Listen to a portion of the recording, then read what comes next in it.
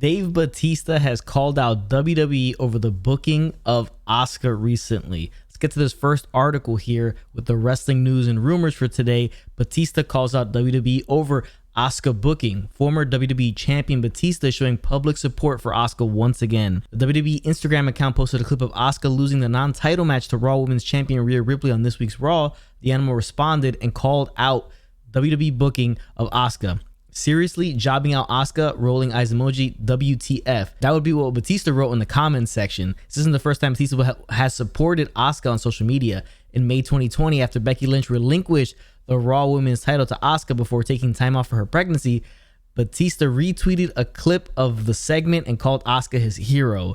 WWE Asuka is my effing hero. Asuka has not responded to Batista's latest support as of this writing.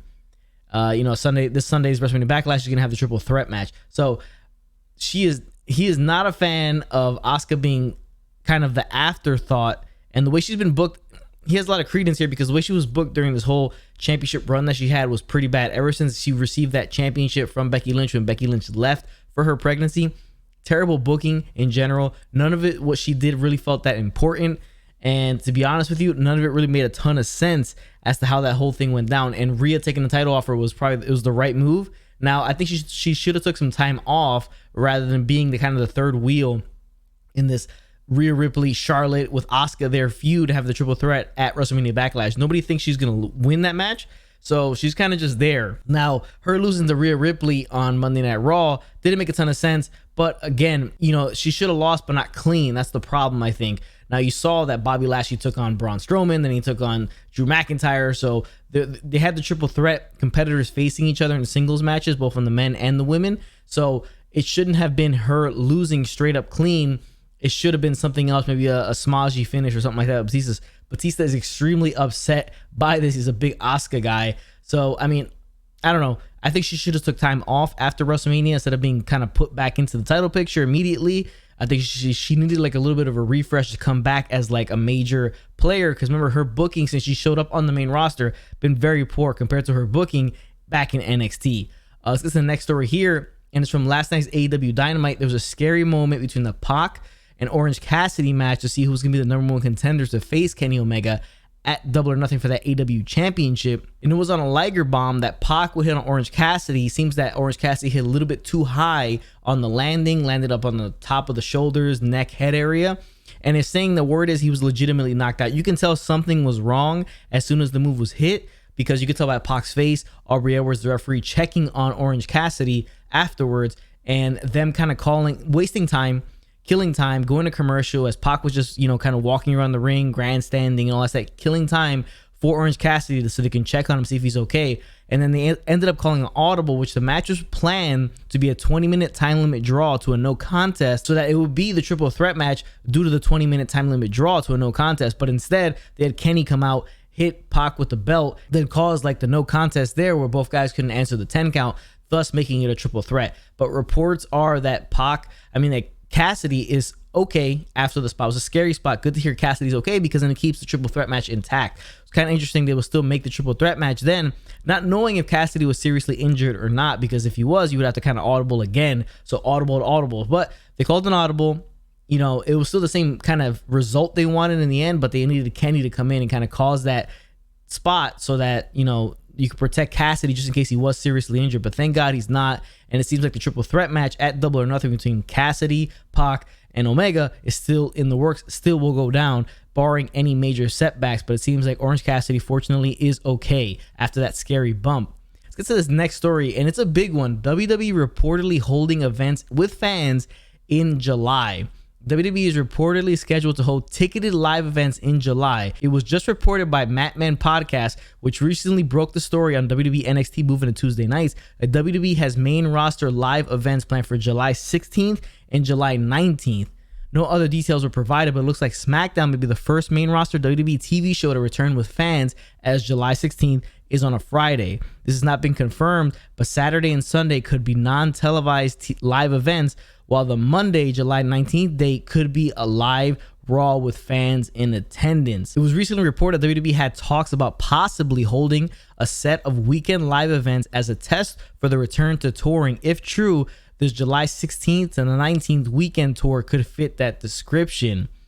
All right, so there's no, word on what shows they will be. Will they be televised? Will they not? The time frame seems to be Friday, SmackDown, and then the weekend house shows, most likely happening in a Florida or a Texas, because that's where AEW will go start touring in the summer as well, all around Florida. And I think they're going to the Texas as well, to Austin, Dallas, those bigger cities in Texas. So it seems like that's the plan. That's what WWE's going to follow suit and try to run those same cities, because they're open. You can have full capacity fans in those two states and others coming along the way. So it's going to open the floodgates basically for them to start touring all over, more likely the Southeast, the southern parts of the country, and being able to have these fans back in attendance. Now it'll be interesting how the ticket prices will be going into when these shows come back. Will they be inflated ticket prices because they haven't made money off of live fans in such a long time, minus WrestleMania for WWE? Will they be overpriced, or will they be reasonably affordable due to the fact that we're coming off a pandemic? Financially, a lot of people are not in good spots as they were before. So that'll be the most interesting thing. Great to see the fans, hearing fans come back. It's been a couple things. UFC's been the one doing it, selling out places, wrestling following suit here.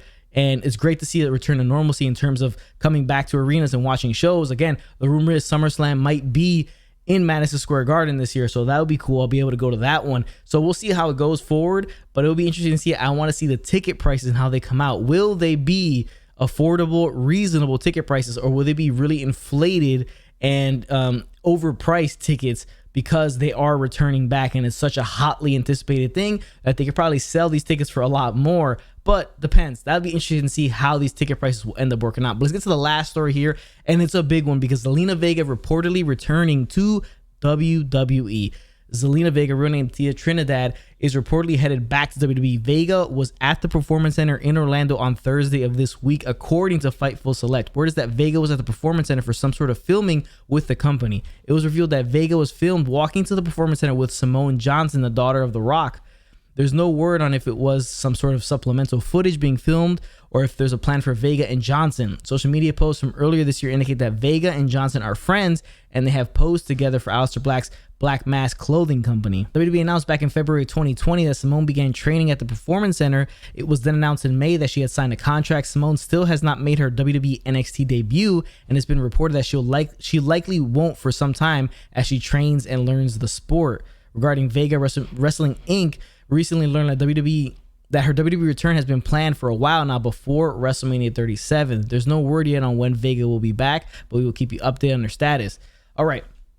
Now, it's interesting timing because you have the Aleister Black vignettes. Obviously, Aleister Black is her husband in real life. These vignettes are coming out, and now it's been in the works since before WrestleMania 37 is the rumor here that Vega coming back. It's interesting because there was a lot of rumors whether she goes, to AEW, what she was going to do. Is she okay now with the third party stuff being kind of banned in WWE? Remember, she brought up unionization. That's kind of a hot button issue when it comes to pro wrestling, and you kind of get ousted just for bringing it up. So it's interesting how nobody would touch her this entire time since she's been gone. But it could be because she's been biding time to come back to WWE, maybe to create a story out of it, or maybe it just didn't have anything for her, and that's why they wanted to get rid of her and make her come back. Who the hell knows really what the issue was? But being back in terms of filming something, I think pretty much brings her back into the company. Now, could it be just something that they're filming, for a documentary series or something like that? Could be that. Honestly, it could be, and she might not even come back to wrestle. But since the rumor is she's been signed or working on a return since before WrestleMania, it leads you to believe that she's coming back as a contracted talent, maybe in NXT, or maybe on the main roster with Aleister Black, maybe in some type of form of capacity there. But interesting, she was there with The Rock's daughter, Simone Johnson, so who knows what they're getting out of that. Simone obviously not ready to be in the ring. She's just started training and everything like that, so she hasn't been in the business too long.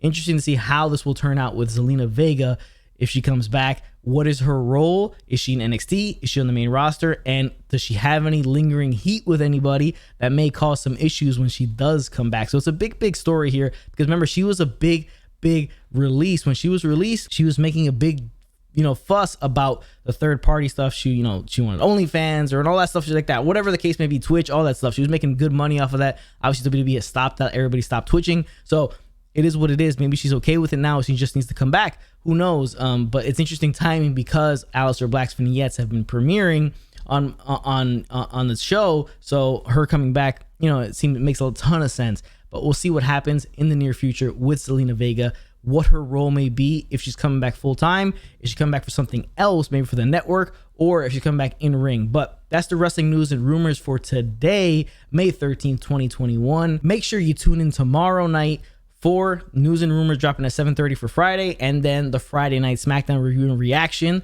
video that we're dropping after that. Also, drop a like on this video, helps out with YouTube algorithm. Hit the chair in the corner and sub to the channel, and I'll catch you guys on the next one.